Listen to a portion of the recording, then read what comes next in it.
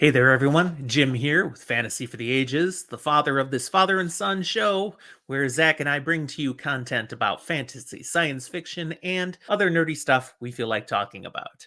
Today, I'm bringing you this Book Blast episode where, in under 5 minutes, I'm going to give you my reactions to something I've read recently. This time, Blaze, a book by Richard Bachman, who is actually Stephen King. This was an interesting story, and I'm going to give you some thoughts here now. If you appreciate them, be sure to like this episode down below. We hope you'll subscribe to our channel and look at all the other ways in the show notes you can interact with us: Discord, Twitter, other social media, even a Patreon page if you'd like to support us. And thank you for considering. So, Blaze. This is, I believe, the final book published under the pseudonym Richard Bachman.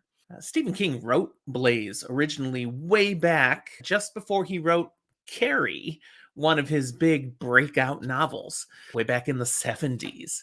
And he kind of just put it away. He never published it. He got it back out decades later, cleaned it up a little bit, made it a little more relevant and modern, though that doesn't totally succeed. Decided, this is worthy.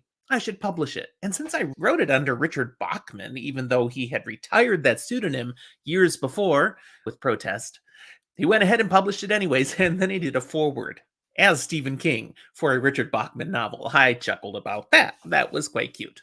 How about this story, though? Is it worthy reading? Yeah, because it's definitely a Stephen King novel. If you enjoy King as a storyteller, this is worthy. Now, is it supernatural, spooky, or horror? None of the above. Really, this is the tale of a troubled man who had a tragic childhood, leading to ending up living in foster homes and mentally unwell. Actually had traumatic brain injury because of abuse as a child. That's a tough thing and a tough topic. And he's gone through life managing the best he can, but not really having the ability to function as one would hope, and being taken advantage of. Sometimes being befriended because of what he could do for them, because the dude is huge. He's a big man, he's a very strong man, and it's a shame that his mental capacities were limited. And in the midst of this story, what we do have going on is this strange thing where the person, the companion that Blaze, that's the nickname of the pseudo protagonist of the story, his companion is gone, has died, was killed. And yet Blaze still talks to him, still pictures that he's there with him, even though he knows he's not. Yet he sort of is. And maybe he is. Maybe his ghost is with him. Maybe not. I don't know. You spent a lot of time trying to figure out just what's going on here.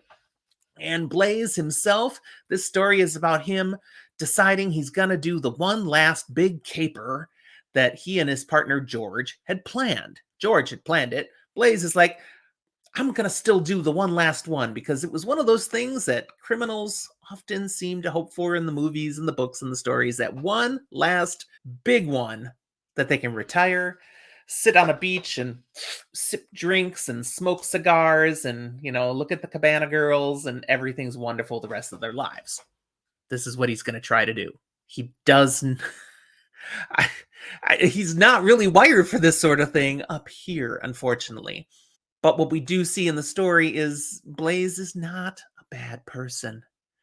He's just not all there. And he's tried to function in the world the best he can. The story becomes very interesting and intriguing because most of it is told through Blaze's point of view. Not all of it, but nearly all of it.